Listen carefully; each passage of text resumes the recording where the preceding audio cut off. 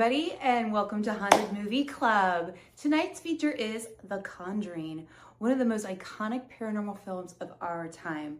But what makes this one hit a little differently is that it's rooted in the real life work of Ed and Lorraine Warren. Now, if you're newer to the paranormal world, Ed and Lorraine Warren were pioneers long before ghost hunting shows, before mainstream paranormal, before there were rules and equipment and what we know today. Ed was a self-taught demonologist and Lorraine was a clairvoyant and medium. Together, they investigated some of the most famous hauntings in history. But their work wasn't glamorous. It came with a cost.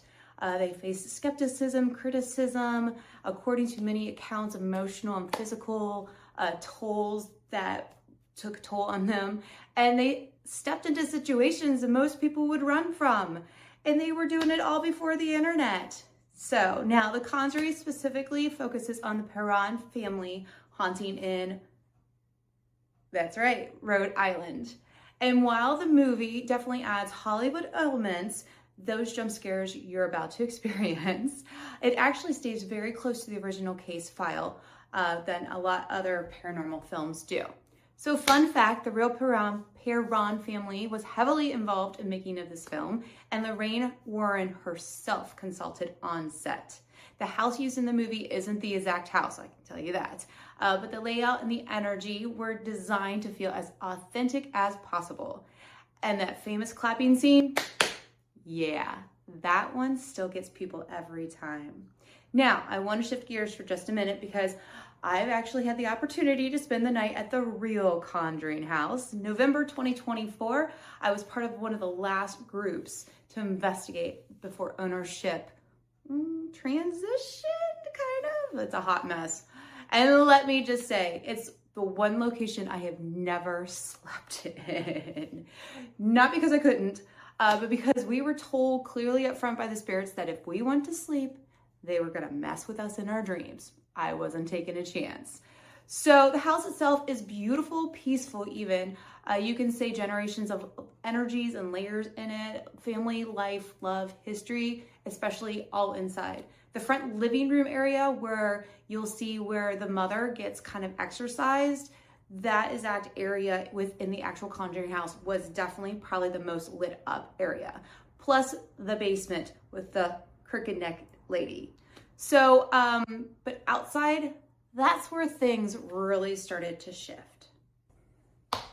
There's a stone wall that you're going to hear about, and if you do a deep dive into this history and this story, it's said that Revolutionary soldiers were buried along it. And when we stepped outside, the entire atmosphere changed. You could feel it, the sense that you were not alone, that something was definitely watching you, and not in a subtle way.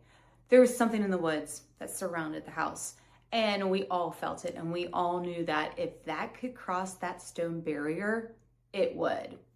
I've had friends who have had encounters out there. One walked out towards a small hidden cemetery out on the back area of the woods area we didn't even know about, and he had some experience out there that left him frozen and all kinds of fear. And let me just say, he was a camera guy for that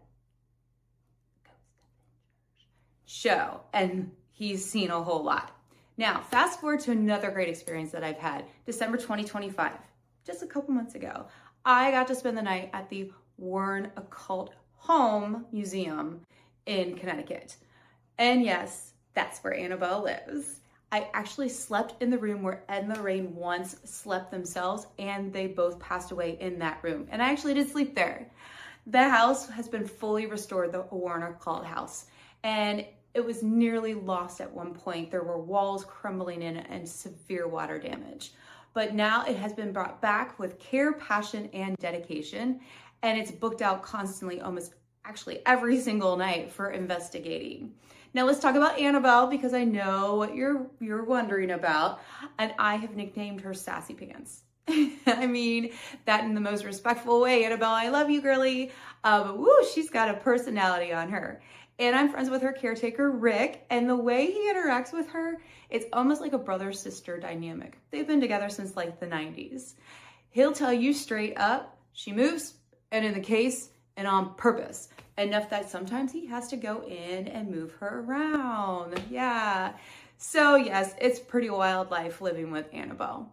I've even had a medium review my footage and tell me that's something really interesting. She said there's not just one entity in that little cute house that Annabelle lives in.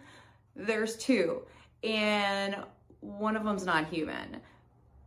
Right. So when you watch The Conjuring House tonight, or The Conjuring tonight, just remember, you're not just watching a horror movie, you're watching a story inspired by real people, real places, and real experiences that some of us actually stepped into. I personally love this series. I'm not a huge fan of the jump scare, but the storytelling, history, and the way it connects with real cases, that's what pulls me in every single time. So get your popcorn ready, get your drinks ready, settle in, and maybe sleep with your light on tonight. Make sure to check out my website, p3paranormal.com. I am booking events all over Dayton, but specifically Miamisburg every single month between here and spooky season. So make sure you check that out. And if you are interested in going to some paranormally active areas, check out the website. I go all over the country. So enjoy the movie, everyone, and I'll see you hopefully at the next Haunted Movie Club.